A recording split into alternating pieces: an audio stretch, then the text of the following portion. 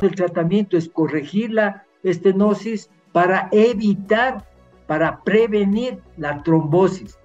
Una cosa es intervenir esta fístula disfuncional todavía cuando no hay trombosis, el porcentaje de éxito inmediato, postoperatorio y a largo plazo es mucho mejor que cuando se hace una intervención de emergencia, cuando ya la fístula está con trombosis. La otra cosa es aumentar el tiempo de permeabilidad de la fístula, de la vida útil de la fístula, y lo más importante que ya se ha comprobado, que no catéter venoso central, porque si es un catéter venoso de corta duración o no tunelizado, no debe estar más allá de 2 semanas, así esté funcional, así esté sin signos de infección, no debe permanecer más de 2 semanas, porque caso contrario da estenosis y trombosis de las venas. Entonces, ¿qué es lo que hacemos ahora en la mayoría de los centros de diálisis? Una vez que hay la estenosis, si se trombosa la fístula, se procede a colocar un catéter venoso central para la diálisis y se le remite para la confección de una fístula. Esto es lo que se hace en algunos centros o se hacía en algunos centros. ¿Cuál es la recomendación? Intervención electiva de la fístula arteriovenosa disfuncional con estenosis significativa. Habíamos dicho que una estenosis significativa es más del 50% y en la que haya disminuido el flujo hacia la bomba en menos de 350 o 300.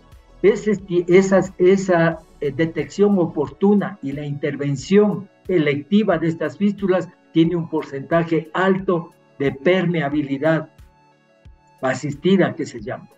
En cambio, que la intervención emergente es cuando ya nos mandan la fístula trombosada, ya no podemos esperar más tiempo, sino que en ese momento debemos intervenir para corregir su daño, no solamente a nivel de la anastomosis, que es la causa de la estenosis y obstrucción, sino también para realizar una embolectomía a lo largo de toda la vena. Entonces, aquí es lo que acabamos de decir, ¿no? Se tapó la fístula radiocefálica y se mandó a colocar el catéter y le confeccionaron una fístula. Es un catéter no tunelizado. Desgraciadamente, esta fístula no funcionó. Se observó un pequeño ramo aquí, a pesar de que habían pasado 6 semanas.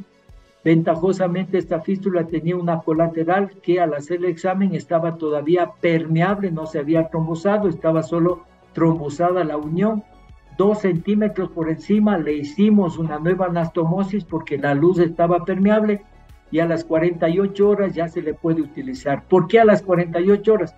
Porque esta fístula, esta vena ya está arterializada, ya está dilatada con un diámetro de alrededor de 6 milímetros o más y tiene un flujo que llega a veces hasta 1000 ml.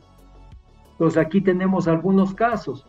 Vea, por ejemplo, esta otra fístula. Nos mandan a la primera semana, o sea, se tapó una fístula radiocefálica casi en el tercio medio del antebrazo, se tapó.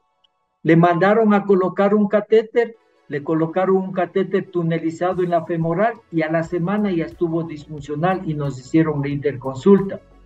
En el eco vemos que aquí está la arteria radial permeable y la vena cefálica ya trombosada a nivel de la anastomosis. Luego en el tercio medio tiene una trombosis y a lo largo en la posición longitudinal vemos que el trombo está abarcando toda la extensión de la vena cefálica hasta el pliegue del codo. Ventajosamente por encima del pliegue del codo la vena cefálica en el tercio inferior está permeable, en el tercio medio permeable y en el tercio superior permeable. En este paciente le hicimos una reconstrucción, ya no acá porque estaba una trombosis de 1 semana con una fibrosis de la vena, imposible hacerle la embolectomía. Hicimos una fístula húmerocefálica o brachiocefálica y a las 48 horas ya se le puede funcionar, ¿no? La mitad inferior, la arterial, y la mitad superior, la venosa. Y inmediatamente de construir la fístula, es obligatorio hacer un estudio de imagen, en este caso un estudio ecográfico, donde se puede ver la permeabilidad de la fístula. En este caso alcanzó un flujo de 2.900 ml por minuto.